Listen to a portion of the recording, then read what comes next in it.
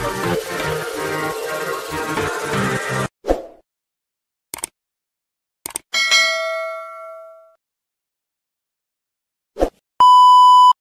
hari lahir yang ke-42 tahun, Fazura beri ucapan istimewa buat kenalan dan keluarga yang hadir meraihkan ulang tahun.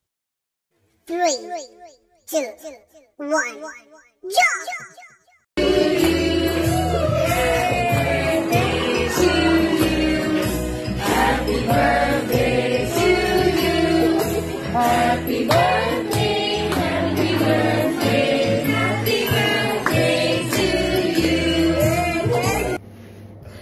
Hai, Assalamualaikum darlings. First nak ucapkan ribuan terima kasih kepada semua darlings yang wish Faz on my birthday semalam. Tak henti-henti sampai hari ni juga. Terus menerus hantar gifts, hantar bunga, ucapan yang berpanjangan dekat Faz punya IG, dekat threads and everywhere. Terima kasih banyak-banyak dan Faz aminkan doa-doa anda semua. Semoga Allah membalas segala doa-doa baik anda semua. Darling-darling kesayangan Faz, untuk Faz dan Fatimah berlipat ganda lagi. Dan Faz dengan rendah hati ingin memohon ampunan maaf kepada semua darling semua jika hari ni ada gathering sedikit dengan warriors dan juga darlings yang dah lama bersama Faz. Tapi anda semua mungkin ada rasa terkecuali. Tapi itulah Faz mengharapkan supaya darling semua tak ada yang berkecil hati. Sebab bukannya Faz tak nak include semua. Cuma yang hadir hari ni memang yang dah lama, orang kata, bersama-sama Faz.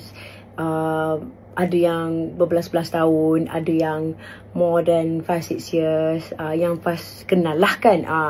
Tapi of course Faz tak lupa juga ramai yang sebenarnya dah lama sokong Faz juga. Tapi mungkin kan kita belum berjumpa ataupun belum, orang kata, kenal rapat. Jadi Faz berharap tak ada siapa yang kecil hati hari ni dengan gathering kecil Faz bersama my darlings and warriors and juga my sisters yang dah lama dengan Faz. Jadi dengan itu insya-Allah mudah-mudahan di hati Faz, dan Faz berdoa kepada Allah SWT, mudah-mudahan insya-Allah semoga Allah kurniakan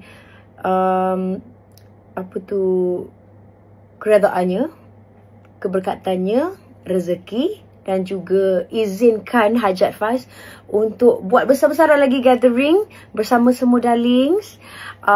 Kita ada baru, Faz Amazing. Terima kasih banyak hantar gifts pada Faz juga.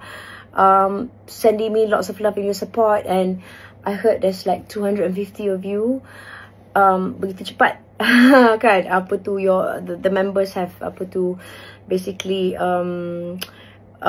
dikumpulkan. So InsyaAllah mudah-mudahan Faz berharap dapat kumpul semua sekali my darlings dalam satu majlis.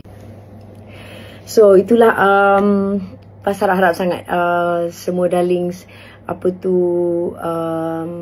kekal positif dan sama-sama kita menyayangi each other, dan sama-sama kita